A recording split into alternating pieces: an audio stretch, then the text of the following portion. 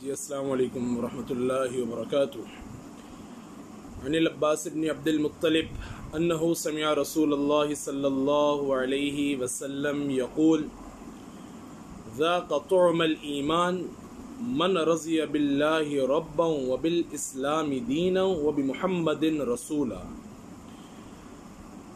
حضرت عباس بن عبد المطلب سے روایت ہے کہ میں نے پیارے آقا صلی اللہ تعالی علیہ وسلم سے سنا، آپ صلی اللہ علیہ وسلم فرماتے تھے کہ ایمان کی لذت اس نے چکھی، اسے ایمان کی لذت ملی جس نے اللہ کو اپنا رب ماننے پر اور اسلام کو اپنا دین ماننے پر اور پیارے آقا صلی اللہ علیہ وسلم کو اپنا رسول ہادی راہبر ماننے پر دل سے راضی ہو گیا، بس اس نے ایمان کی لذت چکھی۔